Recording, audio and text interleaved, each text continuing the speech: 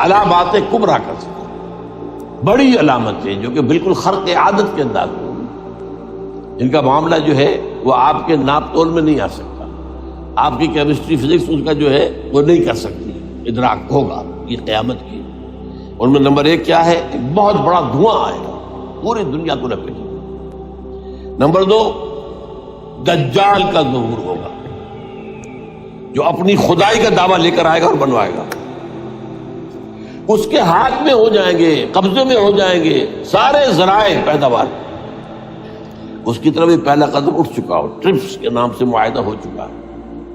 کوئی ملک اپنا بیج پیدا نہیں کر سکتا ہو، یہ بیج ہم نے ڈیولپ کیے ہیں۔ ان کے ڈیولپمنٹ سے پہلے تم ایک ایکڑ سے کتنی گندم لیتے تھے، آج کتنی لے رہے ہیں؟ کس بنا پر؟ جینیٹکس کا جو کام ہم نے کیا ہے اس کی بنا پر ہونا، ہاں تو ہمارا حق ہے، اس کی رائلٹی ہمارے پاس آنی چاہیے۔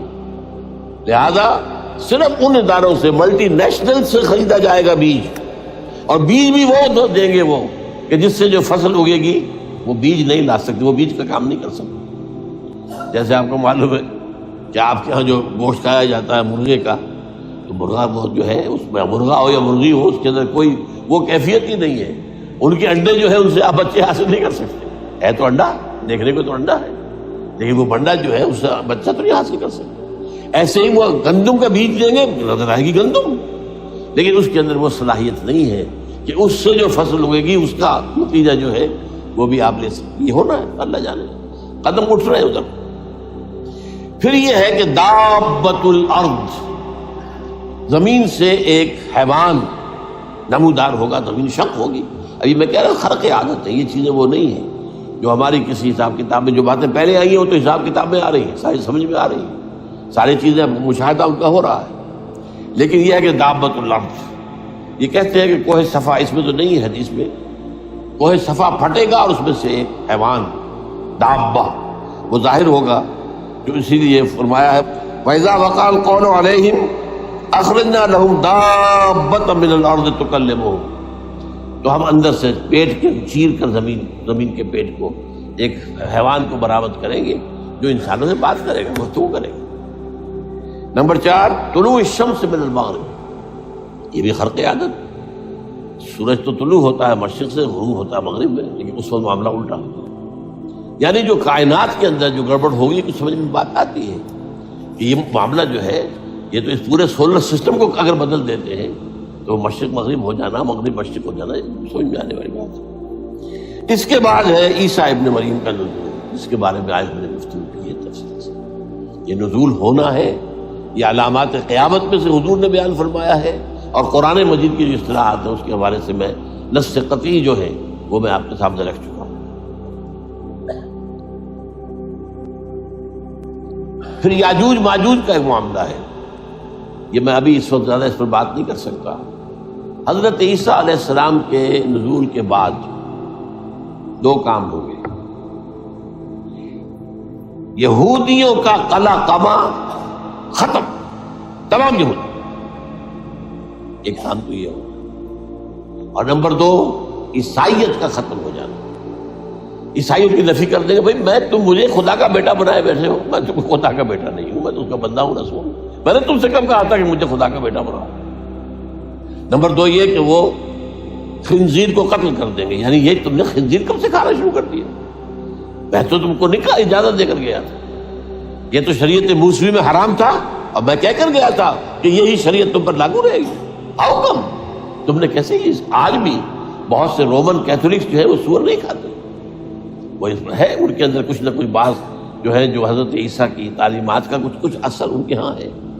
میں تو ایک مرتبہ، یہ 1971 کی بات ہے، 4-5 دن کے لیے برسلز میں رکا تھا، اس لیے کہ وہاں مجھے ایک صاحب نے خط لکھا تھا کہ وہاں ایک نوجوان ہے، ابھی اس ایمان لایا ہے، اور اس کے کچھ مسائل ہیں، ہم کوشش کر رہے ہیں ان کے مسائل حل کریں، آپ بھی جا رہے ہیں۔ میں انگلینڈ جا رہا تھا تو واپسی پر آپ ان کے یہاں چند دن ٹھہرے، میں حیران ہوا، ویسے اس نے مجھے اپنے گھر ٹھہرایا نہیں، اس لیے کہ ماں باپ تو اس کے کرسچن تھے، اور پولیس کا چیف آفیسر اس کا باپ تھا، چیف آف پولیس فورس۔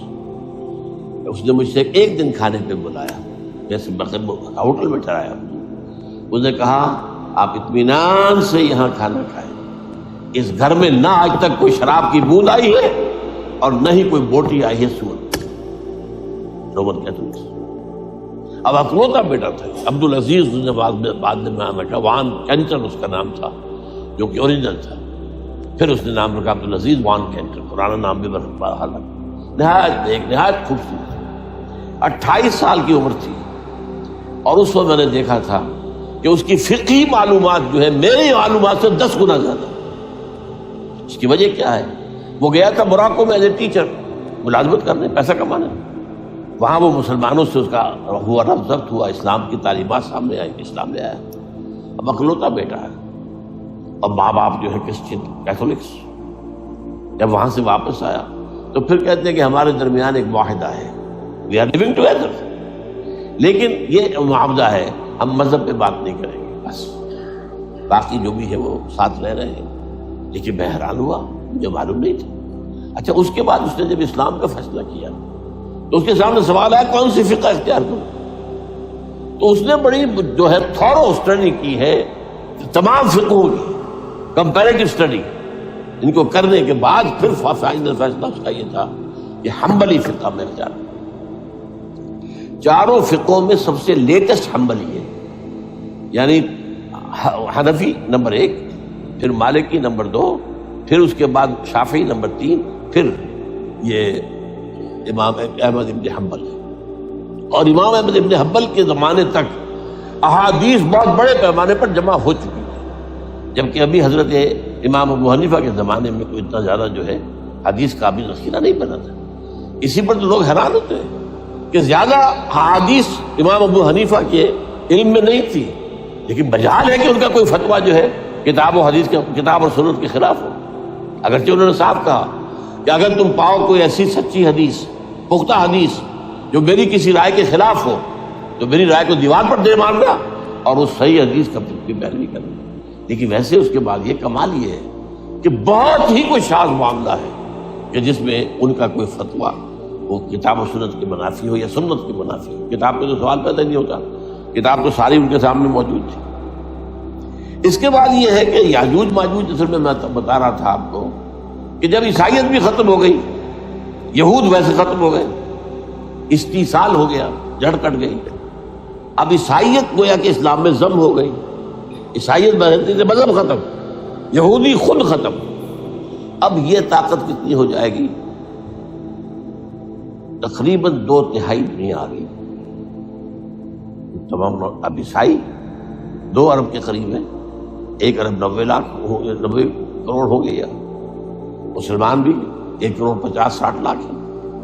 دونوں کو جوڑ لیجیے کتنے ہو گئے؟ 6 ارب کل آبادی ہے. لیکن اس کے بعد آتا ہے یاجوج ماجوج کا خروج. یہ یاجوج ماجوج میرے نزدیک چائنا اور رشیا،